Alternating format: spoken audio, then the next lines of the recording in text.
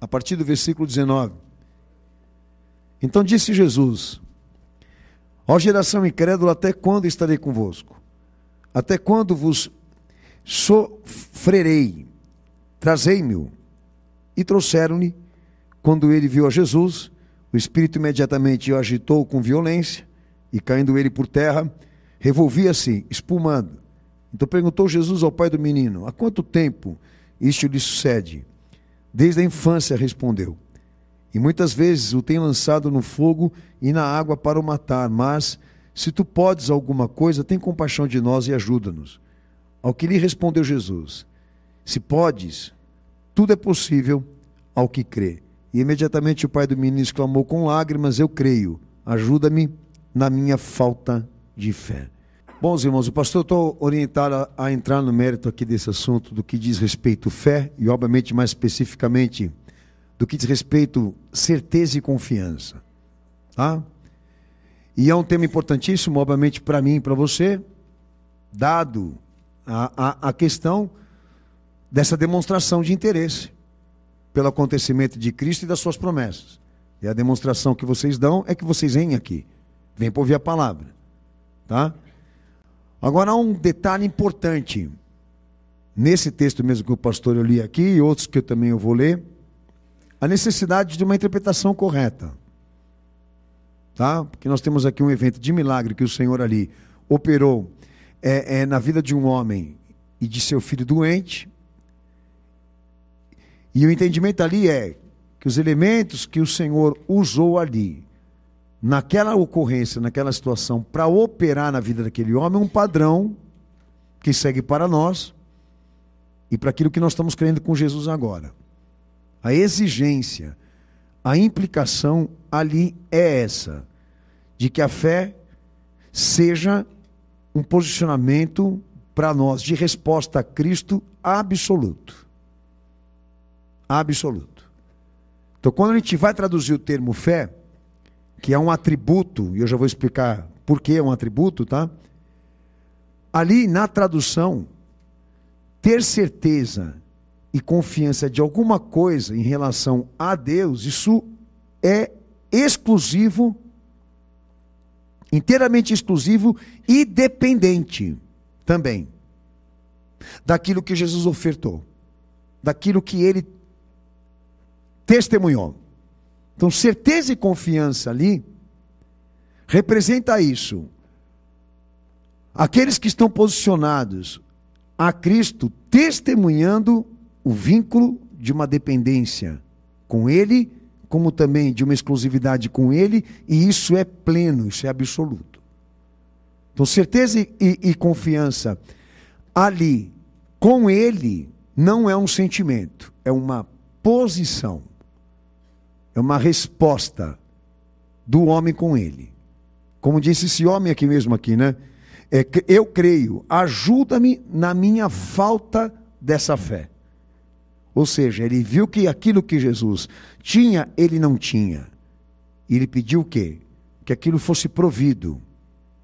Que aquilo fosse colocado nele pelo poder de Cristo. Então, o entendimento é esse, que quando ele percebeu naquele apelo que ele não tinha como responder ao Senhor da maneira como ele estava pedindo, então obviamente ele suplica o quê? Essa capacidade, essa ajuda, de o Senhor prover a ele essa condição, prover a ele essa capacidade de resposta. Então, certeza e confiança não é um sentimento, é um posicionamento. Não é um objetivo espiritual, exemplo. Não é uma autoafirmação espiritual, nem objetivo espiritual. Mas é conhecimento e resposta.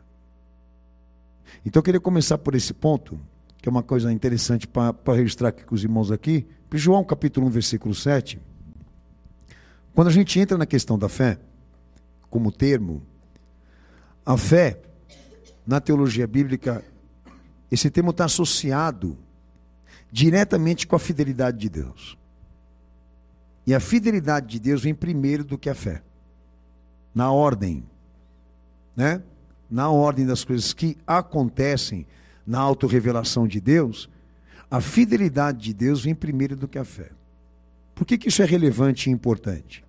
Porque a fidelidade de Deus, na teologia bíblica, representa tudo aquilo que de Deus foi manifesto. Representa a sua objetividade, a sua autorrevelação. Tá? Quando a gente fala autorrevelação de Deus, a gente fala do ato dele, do fato que ele gerou de si mesmo. E isso não é livro, isso é fato. Fato que eu quero dizer é uma matéria. Deus ali é matéria de testemunho, Deus ali é existência, e Jesus é a prova disso. Então, quando a gente começa a falar da fé, do que diz respeito à fidelidade de Deus, a fé é tudo aquilo que Deus pode testemunhar. É a matéria do seu testemunho. É tudo aquilo que Deus ele pode provar, que ele fez, que ele proveu. Então, corrigindo aqui, fé, nesse caso, como termo bíblico, não condiz com crença, mas com aquilo que Deus pode provar dele mesmo, e isso com base na sua fidelidade. Por isso, objetividade, que ele se pontificou de maneira objetiva, revelar para ser conhecido. Agora, aonde entra a questão da certeza e da confiança no que eu estou dizendo aqui, obviamente já entrando no mérito da fé. Porque Deus é digno disso. Dessa certeza, dessa confiança.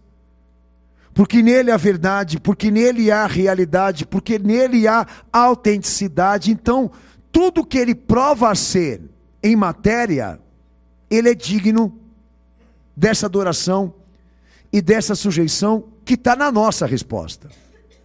E a implicação de Jesus ali é essa: responda com dignidade, ou seja, à altura daquilo que se manifestou. Porque ali naquele evento, Deus em pessoa ali, tudo que ele manifesta ser é digno de aceitação e sujeição da nossa parte. Então não poderia haver fé sem a fidelidade de Deus. Porque existe a fidelidade dele, de prometer trazer o Messias e cumprir, como foi desde o início da queda do homem. Nós podemos dizer que há fé, porque há matéria, há testemunho, há revelação. Ou seja, Deus prova ser, por meio daquilo que ele manifestou. E a encarnação de Jesus e a existência de Jesus na história como Cristo deixa em evidência e claro a todos nós esse apelo, essa convocação de Deus exigir e querer do homem e da sociedade uma resposta.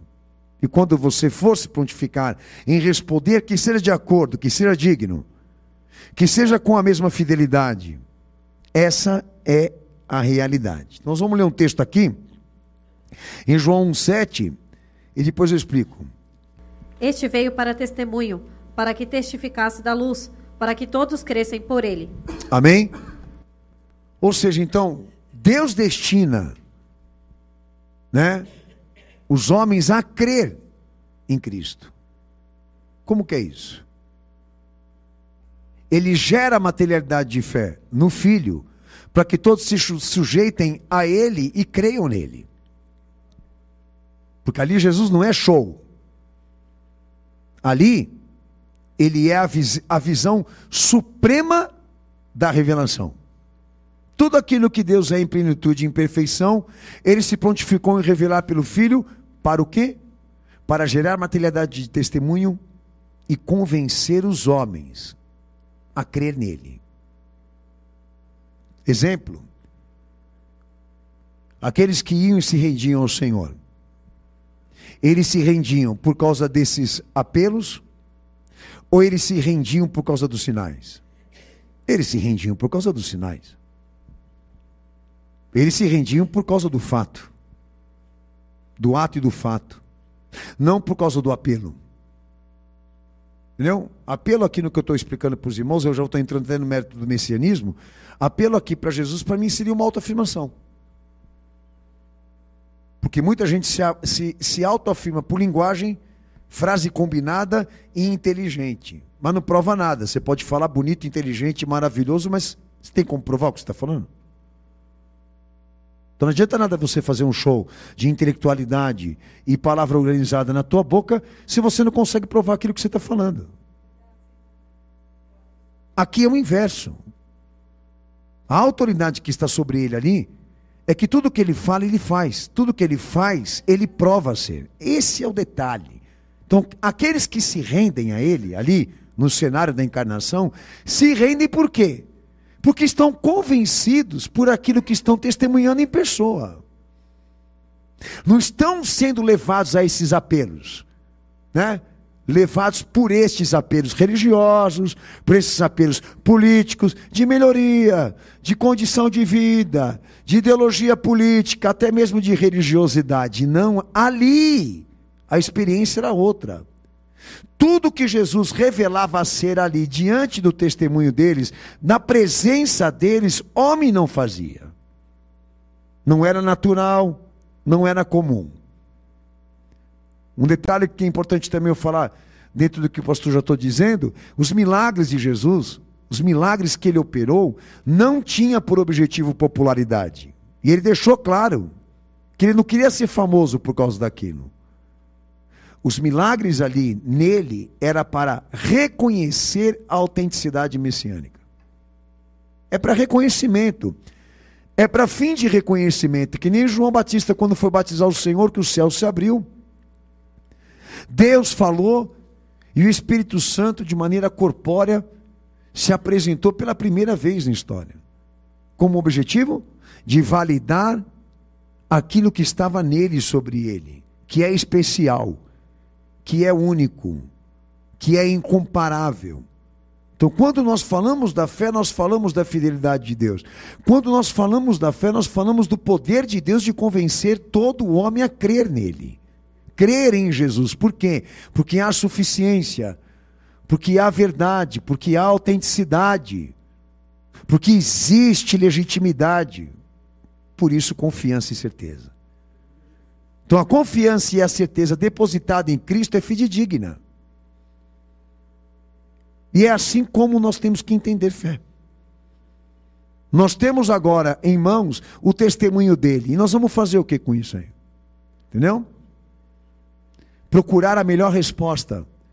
Ou a melhor forma de corresponder a ele. Mas com o coração, não com a inteligência. Com o coração, não com a intuição. Como alguns estão fazendo lá fora.